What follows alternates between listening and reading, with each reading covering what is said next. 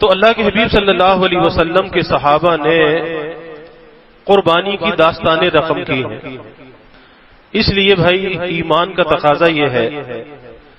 کہ اگر ہمارے دل میں رسول اللہ صلی اللہ علیہ وسلم کی محبت ہے تو اس محبت کی جو سیڑھی ہے وہ صحابہ کی محبت ہے، کہ اگر صحابہ کی محبت ہمارے دل میں ہے تو رسول اللہ صلی اللہ علیہ وسلم کی محبت بھی ہمارے دل میں ہے،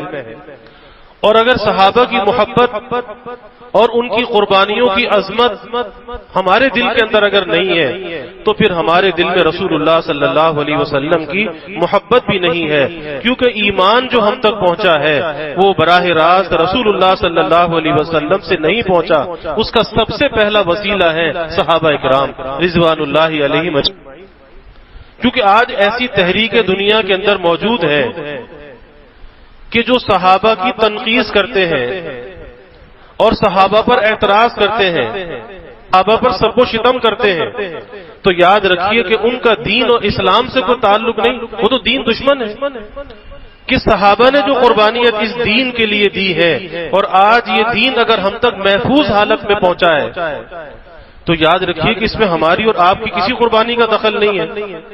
اس میں سب سے پہلی جماعت صحابہ اکرام کی جماعت ہے کہ جنہوں نے اپنی جانوں کے نذرانے پیش کیے لیکن اللہ کے دین کو محفوظ کیا، اس دین کو امت تک پہنچایا، اور ایسا محفوظ کر دیا صحابہ نے اس دین کو کہ قیامت تک کوئی اس دین کے اندر تحریف نہیں کر سکے،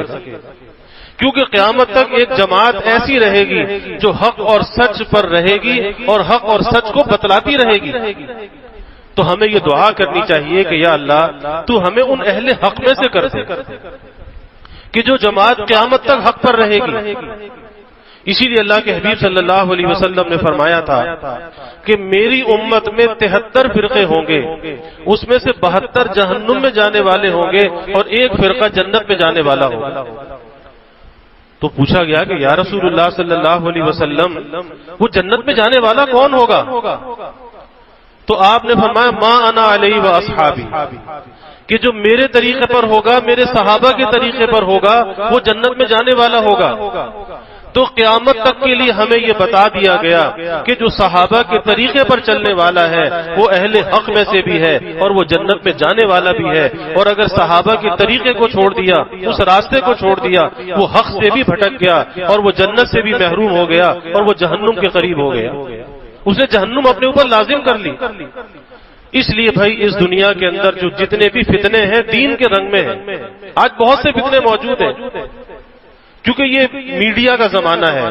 الیکٹرانک میڈیا ہے، سوشل میڈیا ہے، اور اس پر ایک طوفان بدتمیزی برپا ہے کہ جس سے لوگوں کے عقائد کے اندر شکوک و شبہات پیدا کیے جاتے ہیں، صحابہ کی جماعت کے بارے میں شکوک و شبہات پیدا کیے جاتے ہیں، اور اگر کوئی صحابہ کے بارے میں زبان کھولنے لگے، کوئی اعتراض کرنے لگے، سمجھ جاؤ کہ یہ دین دشمن ہے، اسلام دشمن ہے اور ہمارے ایمان کا بھی دشمن ہے۔ پھر ایسے سے دور ہو جاؤ، پھر ایسے کے کبھی قریب نہ جاؤ۔ اس لیے ایسی تحریکوں کو کبھی ان کی کسی بات کو سننا نہیں چاہیے، ان سے کبھی ملنا نہیں چاہیے، ان سے کبھی دوستی نہیں رکھنی چاہیے، کیونکہ ہمیں اپنی ایمان کی حفاظت بھی کرنی ہے اور ہمیں اپنی وفا کا جو تعلق ہے وہ صحابہ کے ساتھ ثابت کرنا ہے کہ جس جماعت کے لیے اللہ نے قرآن پاک میں اپنی رضا کے پروانے عطا کیے ہیں، تو ظاہر ہے کہ جن سے اللہ راضی ہے اگر ہم ان کے نقش قدم پر چلیں گے اللہ ہم سے بھی راضی ہو جائے گا اور اللہ ہمیں بھی نجات عطا کر دے گا۔ تو اس لیے بھائی آج کا زمانہ فتنوں کا زمانہ ہے، اپنے ایمان کی حفاظت بہت کرنی چاہیے، بہت کرنی چاہیے۔ آج قدم قدم پر دین کے رنگ میں آج ڈاکے ڈالے جا رہے ہیں،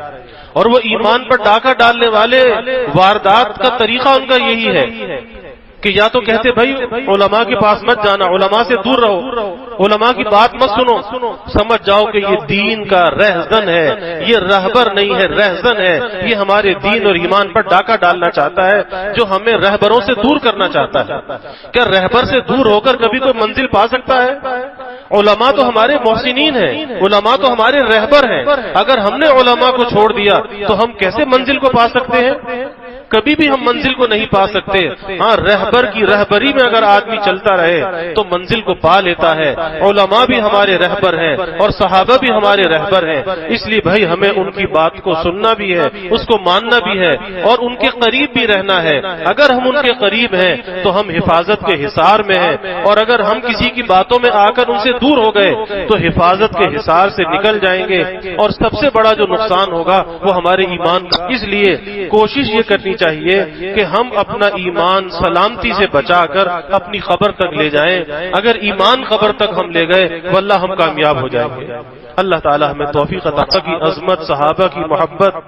اور ان کی جو قربانیاں ہیں, اللہ اس کا کوئی جذبہ, کوئی ذرہ ہمیں بھی عطا فرما دے. وآخر دعوانا الحمدللہ.